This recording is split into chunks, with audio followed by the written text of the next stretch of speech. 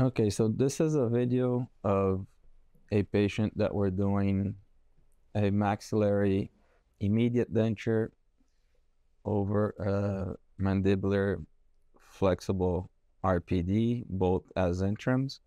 So in all these immediate cases, my preference is to do an interim denture. The patient will go through the healing phase, and then once the healing phase is completed, we will then do a final denture instead of relining the immediate. That way the patient can make any changes. They know that that transitional denture is something that is not going to be for a long period of time.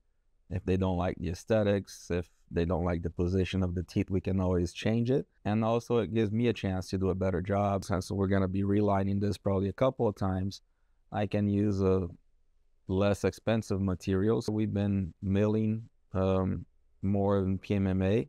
The printed materials were too brittle. I think we're breaking too many times, and I found it to be less of a hassle for me if I just mill these in the cheaper PMMA and monolithic for the teeth.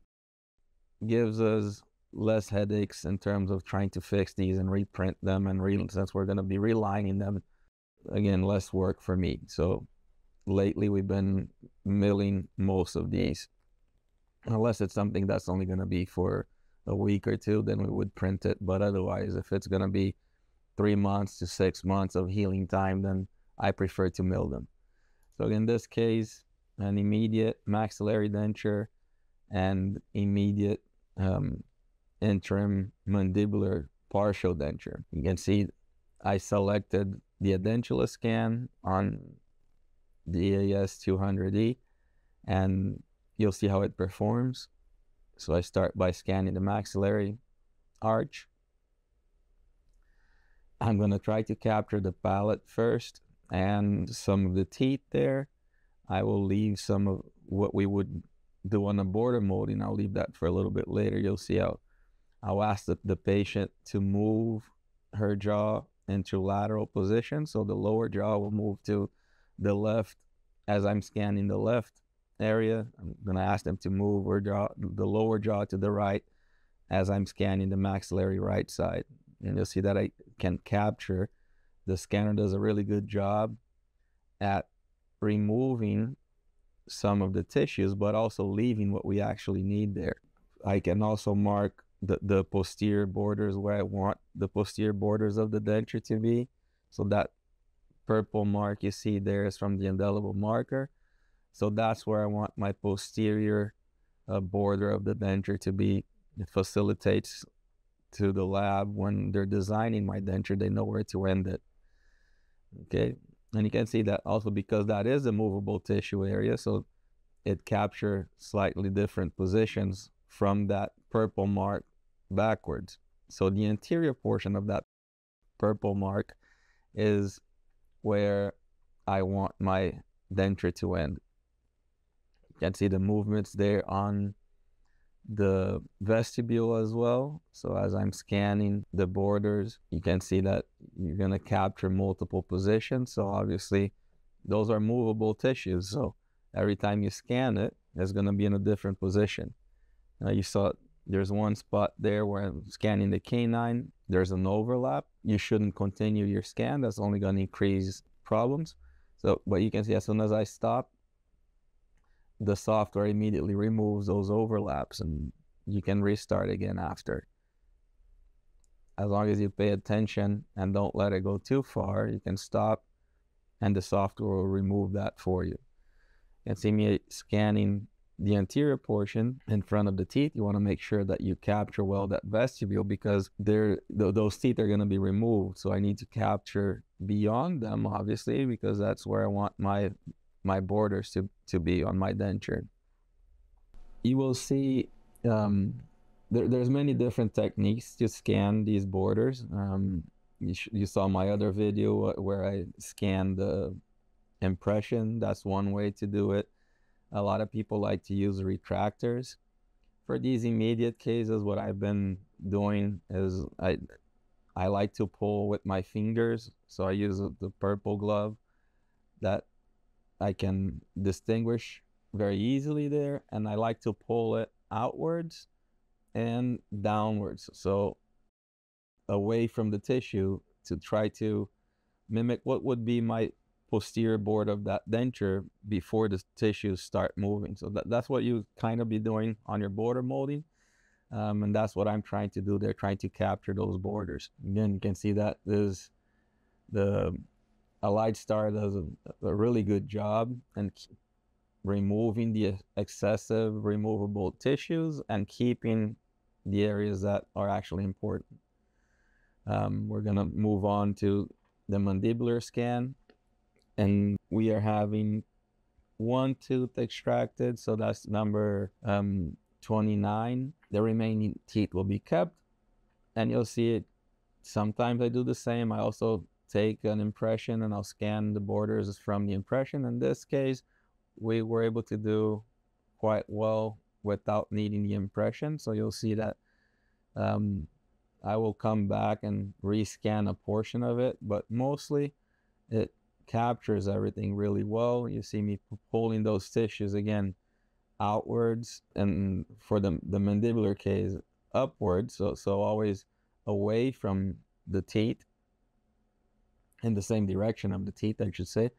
So as you're pulling that, you're pulling, making an extension of those tissues where they start folding, and that's what you want to try to capture, that limit of where the tissue starts to fold when the patient is speaking, when the patient is eating, because that should be, in my belief and many authors as well, that should be the borders of your denture.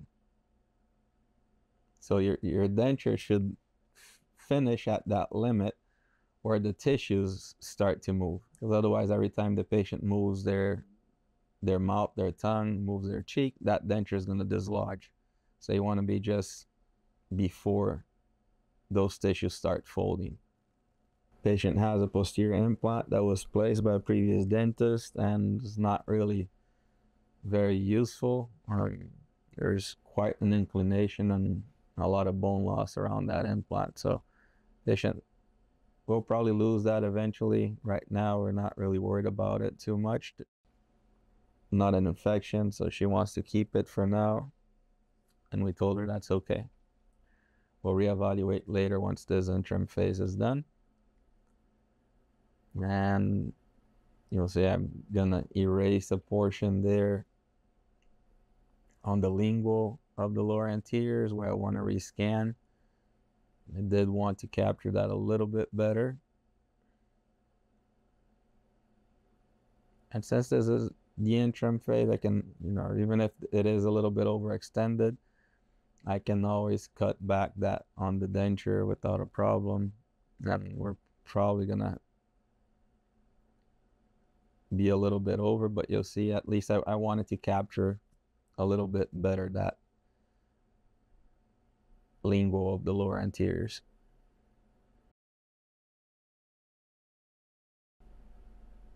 Okay, so probably a little bit overextended, but you can see the frenum there.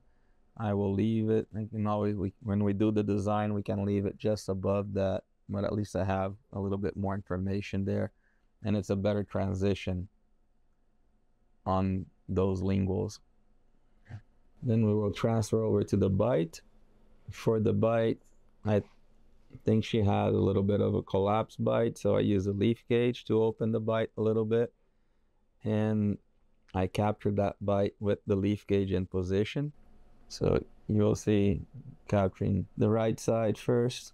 In her case, I made a jig with the bite registration material around the leaf gauge. So what you see there is the bite registration material to keep her in position so she doesn't keep moving it, and that helps a little bit. I probably opened it a little bit too much, but again, we can always close it when we're doing the design. And since this is an interim, we will make adjustments as needed for the final denture. I find it more accurate to close the bite from the virtual articulator if needed, other than opening it. So that's why if I'm gonna make a mistake, I'd rather make it where I'm slightly open instead of being too close and trying to open it later. So once the bite is captured, we can then So I like to refine the process, refine it, make sure that when you refine it, look over your borders, make sure you have everything that you need. Sometimes the software can cut off a few areas there that you would probably like to keep. So always look to see if you have to go back and rescan any areas. So once you click on refine, go over both scans, and then if you like what you have, you like what you see, you just finish the case and it's all ready for design. Okay, so that's it. The patient will come back and we will do the extractions and the immediate denture delivery next time.